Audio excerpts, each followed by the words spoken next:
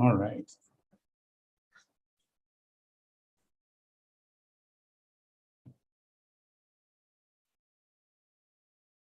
So I think the first place to kind of start is in this next focus area is what is meant by homicide, because there is different types and ones that are driven by different methodologies and reasoning, okay? And so, you know, when we look at homicide, of course, in the legal end, we always talk about first-degree homicide and second-degree homicide, and then manslaughter underneath that. And state by state may have a variation. Some actually have a third degree in those types, but first, second, and manslaughter tend to be the main differentiation between the types of homicides. First degree homicide is when a homicide is committed when a person intentionally and plans out the death of another person, okay?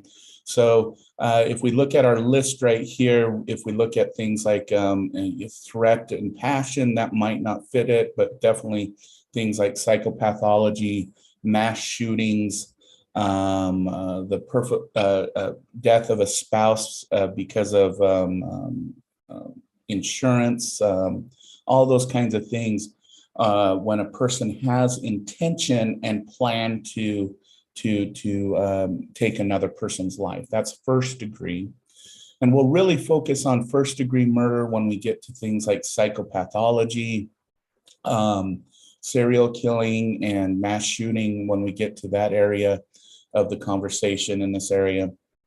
But second degree is when a homicide happens within the moment, but it wasn't necessarily intentional at the time. It wasn't something that they planned to go and do. So sometimes this is what hits in the category of things like threat or passion crimes.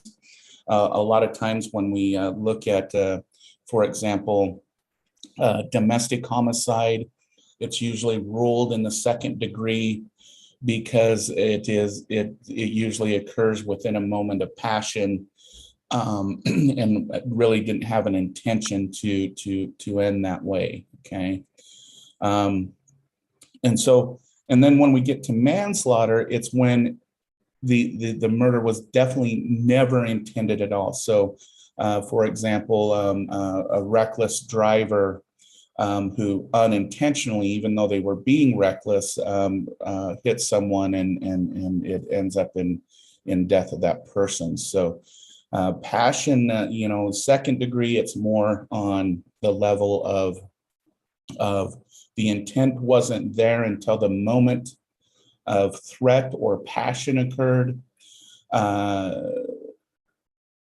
Manslaughter is when there was absolutely no intention, but the consequences of one's behavior ended up in the death of someone else. And then the first degree is intentional, okay? And if you go back to the video, in the introduction video, it talks about these different reasons or potential reasons, such as mental illness, having guns, psychopath. All of these are discussed in that introductory video of why people get into deviant behavior, okay? Probably one of the more interesting things when we get to homicide is that with the exception of about the last 5 years, and especially since the end of the pandemic, believe it or not, homicide rates have actually been on the decline. Homicide, especially since the 1980s, even to the 1990s, and even today, if we compare our rates of homicide today with rates in the 1960s, 70s, and 80s, our rates look really good. If you take it from a literal statistic perspective, they're more than 2/3 less than what they were during those periods. It's over 150% less than what was happening in the 70s and early 80s. And so when we look at these rates, it's kind of interesting because we want to know, so is there any area in homicides, that we see an increase and not a decrease since the 1970s and 80s. And the one rate of homicide that has been on the increase is infant homicide. Okay, now we will talk about mass shootings a little bit later. They're kind of a separate topic. When I'm talking about homicide, we're usually talking about a taking of a single person's life. So the topic of mass shootings is a little bit different. But when we look at homicide itself, we see spousal homicide, we see even psychopathic homicide, we see stranger homicide have all been on the decrease. But the one homicide that has been on the continued increase is homicide of an infant.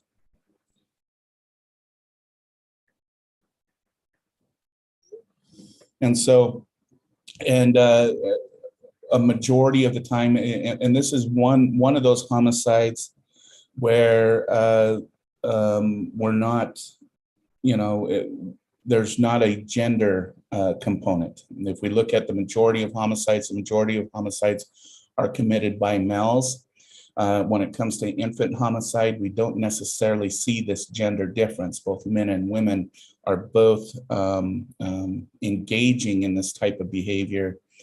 And the current theories there's three current theories that are being explored to try and determine what the cause of this is. First one is frustration theory.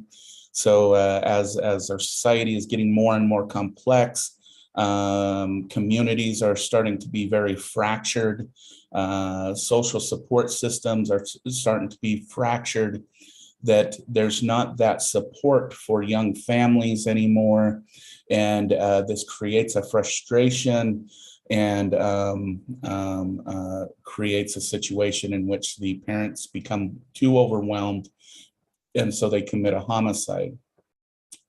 Unwanted burden theory is when the infant wasn't necessarily wanted in the first place, and so the infant is eliminated because it was an unwanted burden. They try for a little while and it just doesn't work out for them. Neglect care theory is just this idea that because of the lack of resources and lack of community, that the infant ends up being neglected to basically its demise. Okay, now probably, well, I'll get to that later, but let's just look at some statistics on this issue. Okay. So again, there's just some states listed here, and we look at Austria, and we look at infant homicide rates compared to other homicides or adults. We can look at the suicide rate a little bit later, but as we can see in the United States, we're at 5.2 compared to 3, Washington's 5.3 compared to 4, Idaho 5.4. 5.5 compared to 4.1.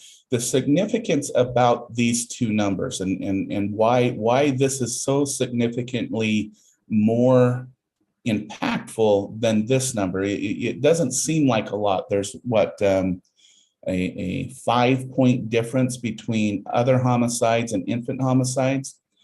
But I want you to keep in mind that infant homicide in this diagram is a 1-year-old. In this other one, it's anybody from the age of 1 to 99. Okay, and that's what makes these numbers a little bit more significant because of the pure chronological aspect of it. Then if you look at, Ukraine, they're more standardized with more older people being murdered than here in the United States. If we look at it from this perspective, this graph here, and we look at increases in homicide, we see that adults are going down, babies, infant, and children are going up. Now, this doesn't seem significant, but you got to remember this is over 100 people that are not being murdered, but now we have this significant rate in babies infants, and children, okay? So for some reason, between the 70s to the 90s and even into the 2000s, the target of homicide is becoming more children and baby oriented, and we're seeing less and less adults being murdered.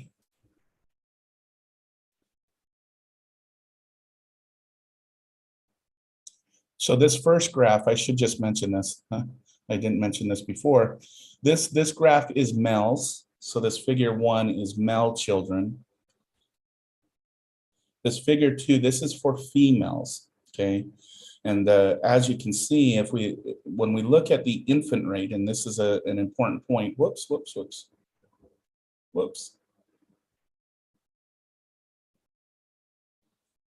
Where did it go? If we look at, for example, the baby rate for males, right? So we're sitting just above 80 in 99 to 95. And then if you look at females,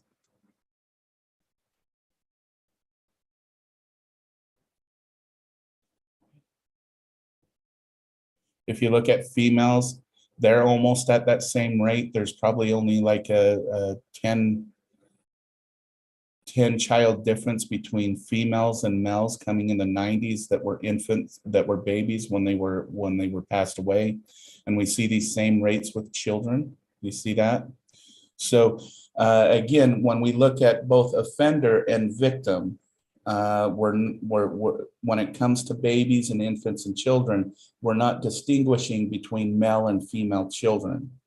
Only in our adult population do we see more males being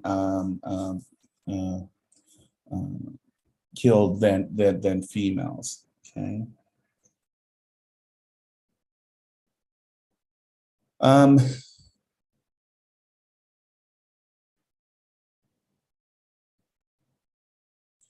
One of the interesting things when it does come to infant homicides is it is one of those things that varies with suicide rates.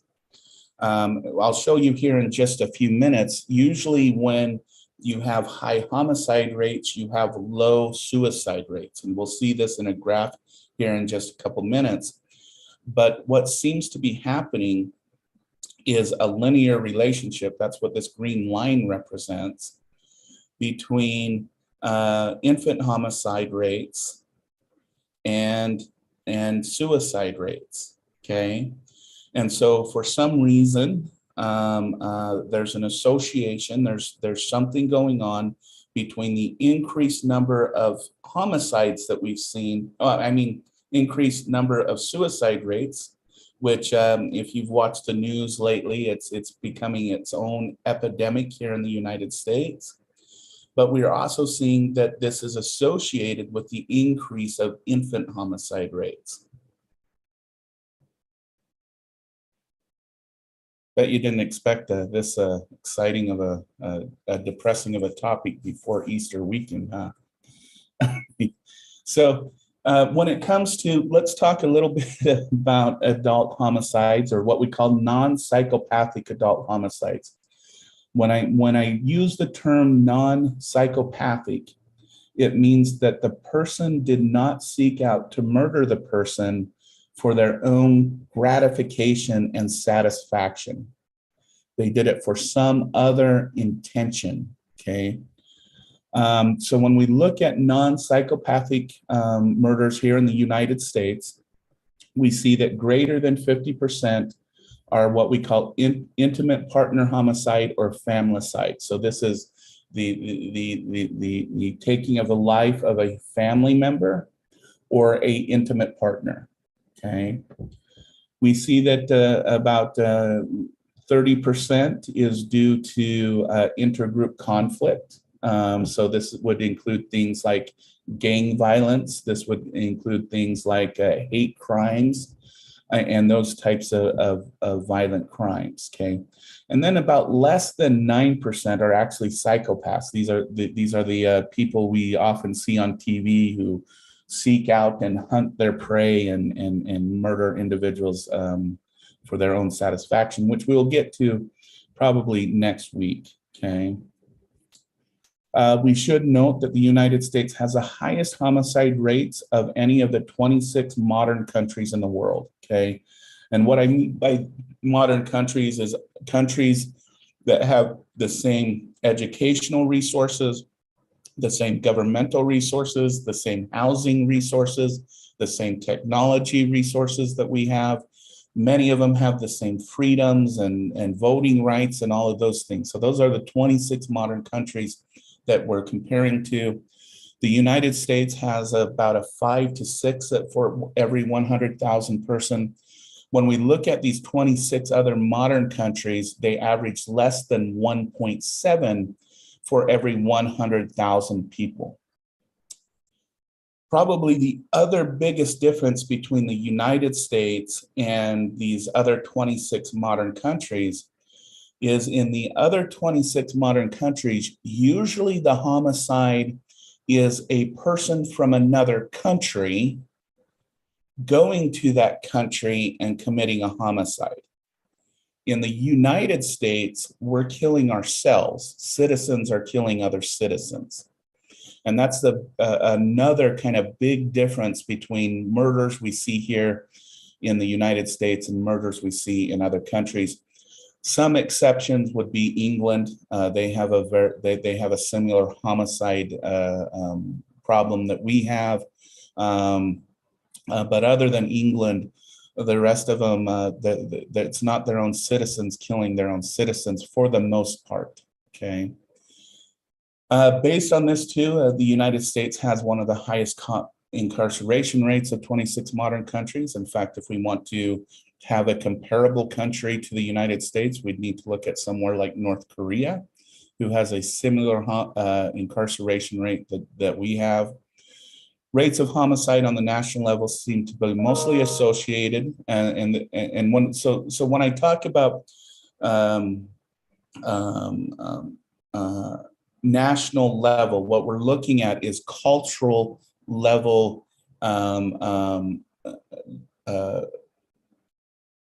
predictors of homicide rates within communities or states or within cities and counties, okay?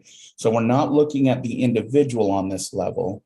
We're looking at the broader population, as you would say.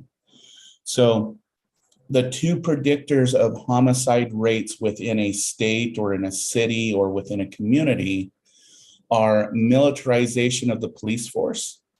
We see that the more, for example, one study showed that the more military, overstock, the military does overstock, and so they'll sell it to police departments. More military supplies that a police department purchases, the higher the homicide rates go within those communities. So the more militarized the police force, the higher the homicide rate. And the interesting thing is a lot of people say, well, it's the police responding to the homicide rate. But the problem with that is that most of the homicide rates increase after the militarization of that police force, okay? And then areas that endorse that individualistic culture. So individualistic culture being, it is my success is my success, my failure is my failure. We're all individuals. We all exist separate from each other, and we're all determined about our life. So the higher that attitude is within a community, we tend to see higher homicide rates within those communities. The note says that this doesn't include state-sanctioned murders, so things like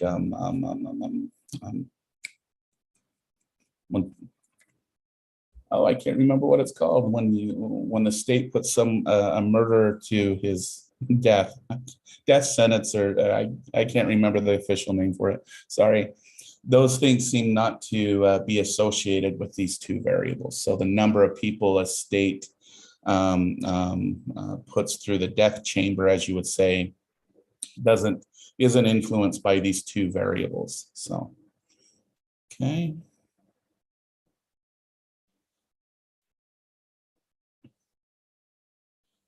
When we look at the number of perpetrators when it comes to homicides, so this is the number of convicted perpetrators per homicide offense. One, we got to state this, and this number is not in this graph. The majority are committed by a single perpetrator, okay? But as we can see, as the number of perpetrators increases, the lower the frequency of the homicides. So when we get out to about 9, 7, 8, 9, it's very, very rare. But it's not uncommon to have 2 or 3 perpetrators being part of it, especially 2. So this just kind of indicates, you know, how many are involved usually within a homicide, okay? Now, these 2 graphs, and I'll show you, they kind of both look the same. So we'll focus on this one because they both basically represent the same thing. This is suicide rates. I'm going to make sure I have this right, are denoted with the little circle, okay?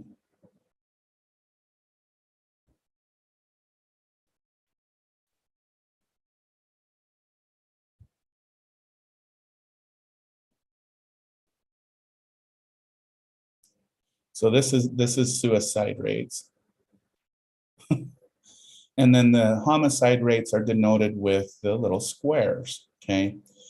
Traditionally, especially when we look at age, okay, as suicide rates go up on age, homicide rates go down, okay? So as we age, we're more likely to take our own life than take someone else's life, okay? And so in our youth, for females, it's about around between 40 and 50. We're more likely to commit a homicide than a suicide. And again, you know, when we go back and we look at males, males have a little bit longer period where they're more likely to commit a homicide than a suicide. So for women, it's around 30, 40. For men, it's around about the age of 50. So, but this just denotes kind of a change in the way we view ending someone or our own life. Okay. Now, what this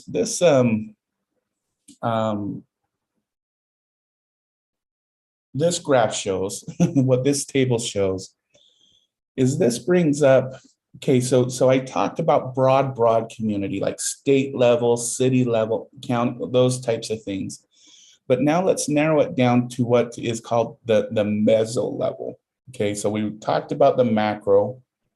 We saw militarization of police, individualistic attitude. Now let's take it at a mid-level of of homicide rates. And this is what we see. So we see, okay, these are what we call correlations, okay? These correlations work on a scale of 0 to 1.0. Actually, I lied, to negative 1.0.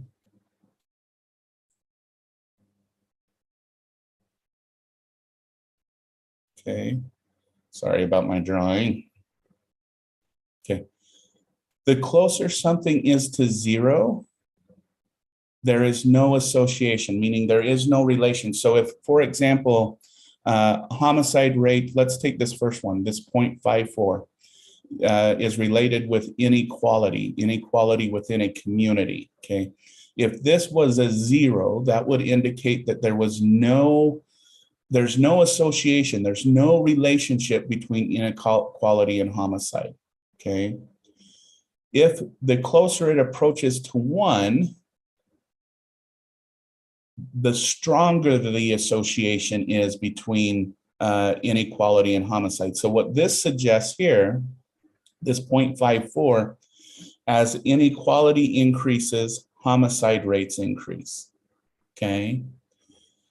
When we have a negative number, such as these over here, so let's take 5, which is development, okay? So what development index says is the more developed the area is, meaning the more infrastructure, the more resources, the more job opportunities, the more housing opportunities there are. As this increases, homicide rates decrease, okay? So these are the ones that tend to be most associated with homicides. So we see that the more inequality there is in a community, the higher homicide rates there are. The higher infant mortality rate, the higher the rate of homicide. The higher poverty index, the more poverty a community experiences, the higher the homicide rates. And then, of course, the more developed and the more economic growth there is in a community, these are associated with decreases in homicide rates, okay? And I should note that this is a study that reaches not only the United States, but over 63 different nations, okay? So what this suggests is that the more inequality, the more poverty there is, which also expresses it into infant mortality rates, because the more inequality, the more poverty, the higher the mortality rates for infants are. So that's kind of that relationship there. The more homicides we see in that area. But the more development that's going on, the more job creation that's going on, we see a decrease in homicide rates, okay?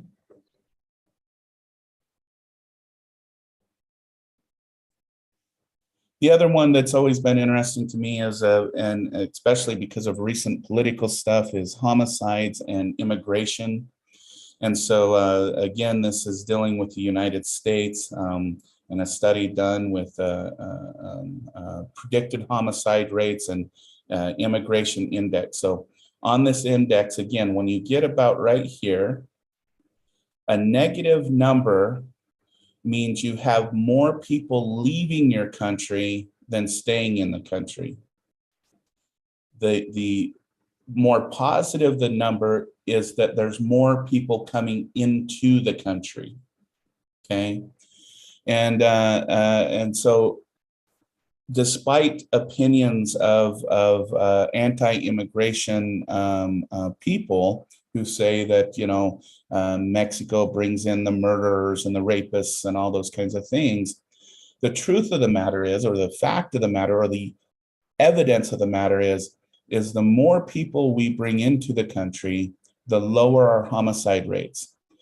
When we become closed, we close our borders and we stop letting other people in, we start killing each other at higher rates, okay? So again, immigration is actually a positive thing, especially here in the United States, as we can see, as this graph shows. As the more people we bring in, the lower our homicide rates. And as we have less and less, and as we have people moving out of the country because they don't want to be here for some reason, our homicide rates go up, okay?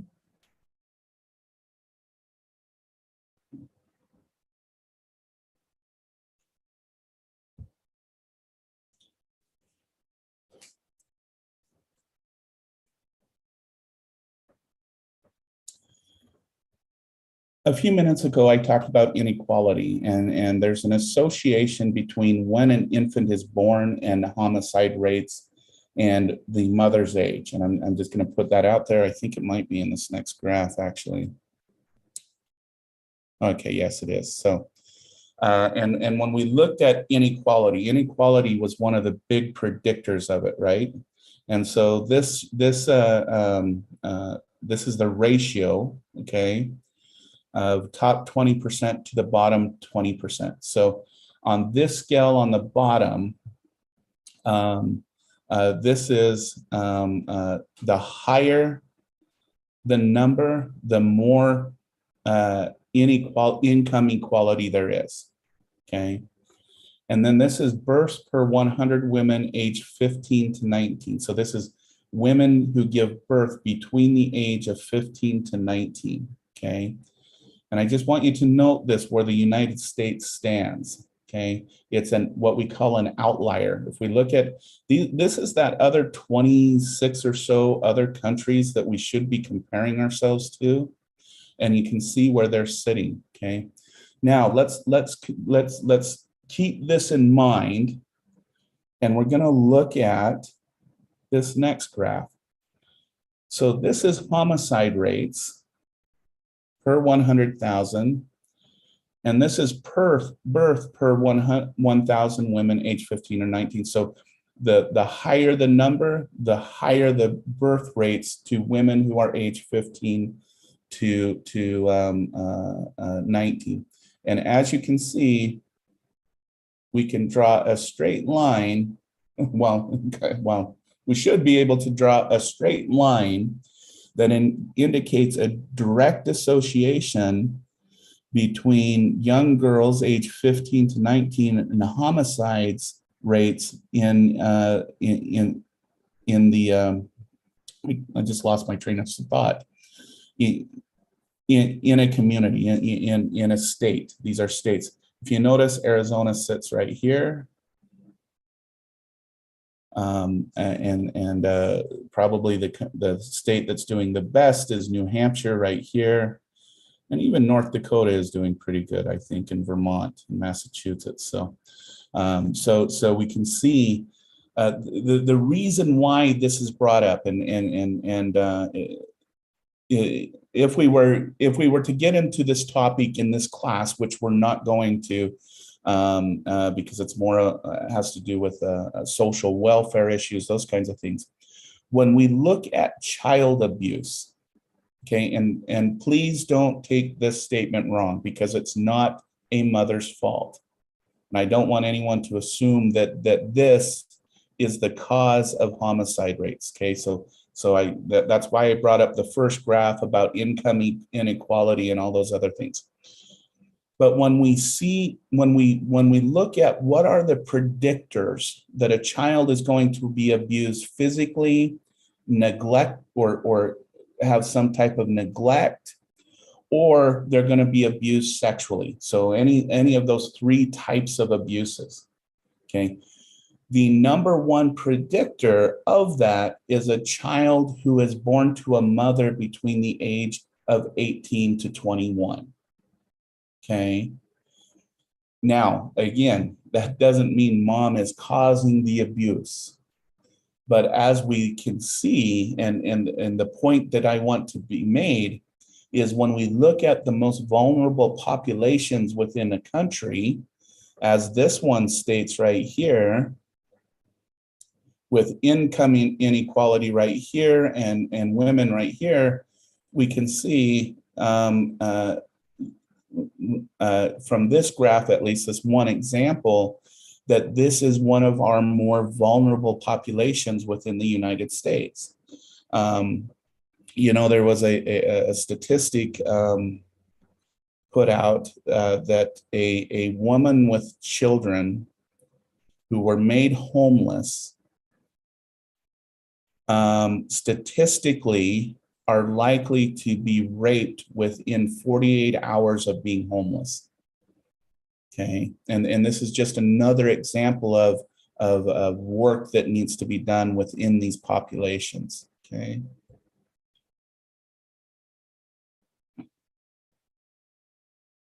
I'm going to come back to this graph. I kind of want to wrap up for today so that we can. But I want to go back to that one a little later. But let's go to, so I mentioned that the majority of homicides are happening between family members and intimate partners. So what this looks at is motives. Okay, what are the motives behind a lot of homicides? And the one that I think is interesting is we see that for the most part, with the exception of personal enmity, meaning resentment of some type, for the most part, family disputes, wordy quarrels, they're on the decrease. Okay, The one that has been on the increase since 2008, and I believe this last number I got was from 2018, 2019, is affairs. Okay, and this one is interesting to me because it actually is correlated with the world of technology. Okay, if we think about what started in 2008, there was a social media site that started in 2008. It was called Facebook, and it spawned other social media outlets to where people not only were affiliating with people that they knew from church and work and from social events, we started to talk to people all over the world if you wanted to. You could make friends. What in the beginning of Facebook, you could make friends with pretty much anybody, and they became your friend, and that expanded the world of quote unquote opportunity. Okay. And if we look at this line, it is directly associated with the expansion of things like globalization, of being able to be involved with people thousands of miles away, for example. So I have always found this line kind of interesting because it's one of those unforeseen consequences of things like globalization and social media that I don't think is talked about very much, and isn't something that's brought up as much as I think it should be. But that's just a comment to put out there. The thing that I kind of want to end with today, which actually, you know what, gang? Actually, I'm gonna nix that. I'm gonna actually go back to this graph here because it looks like I had more information on intimate partner homicide than the time that is allotted. So again, when we look at, we've gone through different things. So now what we're going to look at is specific community level